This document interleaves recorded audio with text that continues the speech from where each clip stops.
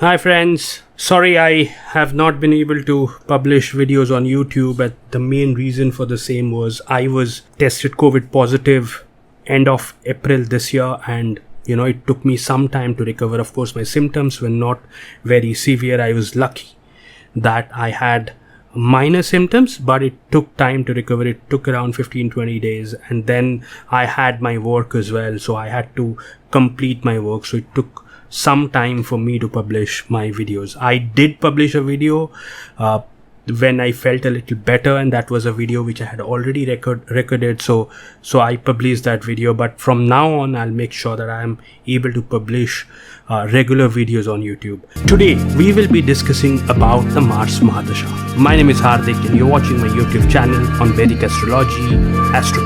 So let's start. So this is the Mahadasha series video. I have already completed Sun and the Moon Mahadasha. Today I'll be speaking about the Mars Mahadasha. Now, what exactly is Mars, right?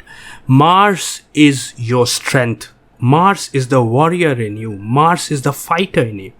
Mars is about your passion, is about your desire. Mars is about your sexual desires.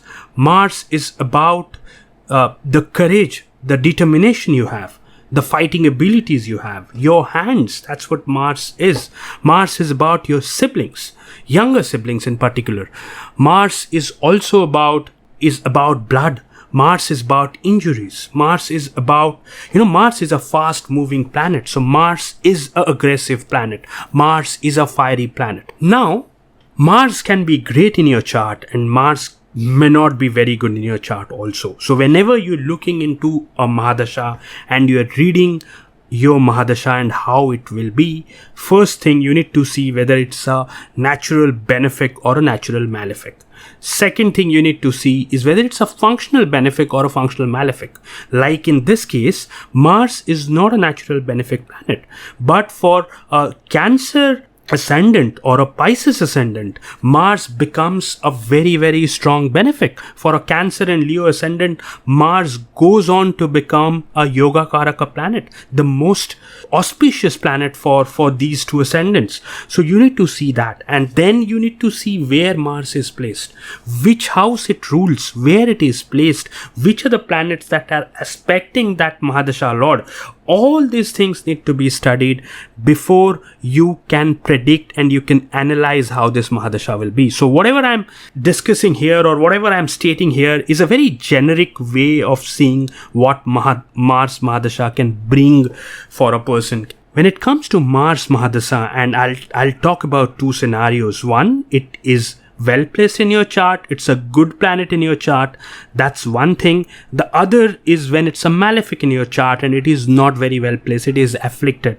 That's what I will be speaking about, these two scenarios, because if I start talking about every ascendant and every every house where it is placed, then it becomes very difficult, and this video will be a very, very long video. So I'll talk about these two scenarios. Now, the first scenario is if Mars is good in your chart, if Mars is a functional benefic and is well placed in your chart.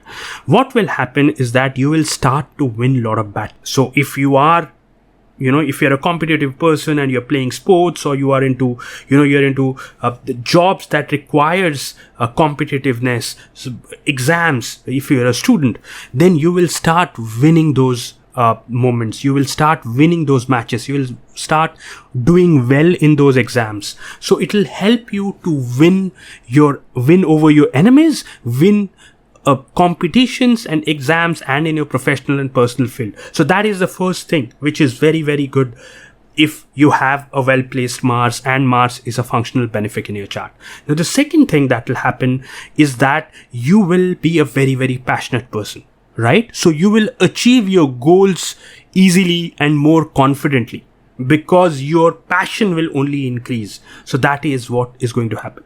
Third is you can be very, very effective communicator. Of course, communication is related to other planet, but if Mars is placed in some of these houses, and Mars, because it's an aggressive planet, you'll be a very confident speaker. You'll be very aggressive, but people will listen to you, right? That aggressiveness will have a very nice atmosphere tuned to it. So that's why you will do well if you are a good speaker. You will use your hands a lot if your profession is related to hands. So for example, you're an engineer or you're a doctor or you are into martial arts. Then what will happen is that you will do well in this profession because you will use your hands, right? The other thing which happens if Mars is well placed in your chart is that you will gain from your younger siblings. You will collaborate with your younger siblings well. So that's very, very good if Mars is well placed in your chart. Now, these are the things which will happen if Mars is well placed in your chart. But if Mars is afflicted in your chart, and this is the second scenario, when I say afflicted, say for example, a Saturn is aspecting Mars, or a Ketu and a Rahu, Mars is with Ketu and Rahu, or Mars is placed in the 8th house or in the 12th house, these are difficult places for Mars. Mars debilitated is not really a difficult position because Mars is a very aggressive planet. Now, if it is debilitated, this is only one planet which is okay even if it is debilitated, because that aggressiveness reduces. Mars power reduces. So the aggressive nature in you will reduce. So there is no harm if Mars is debilitated. But if it is afflicted and it's a functional malefic, then what will happen is that there are 3-4 things which you need to take care of. One is relationship. Your relationship with your spouse, with your partners, with your family members can get affected. There can be frictions. So you need to be very, very careful of that thing. Now, the second thing which can happen is that if you're a driver and you love driving, then please drive carefully, because there is possibility that you may meet with an accident.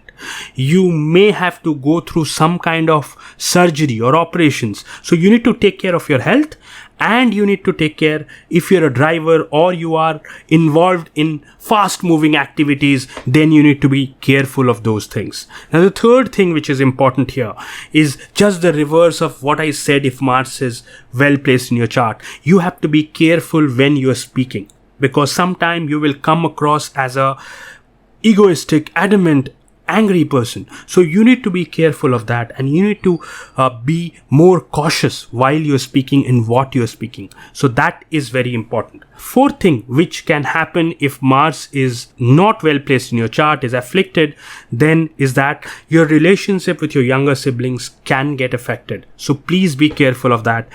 Do not get into fight with them. Be supportive of them. Try to not create a lot of frictions with your siblings, right? Relationship can get affected, whether it's with siblings or with your partner or with your family members. So be careful of that.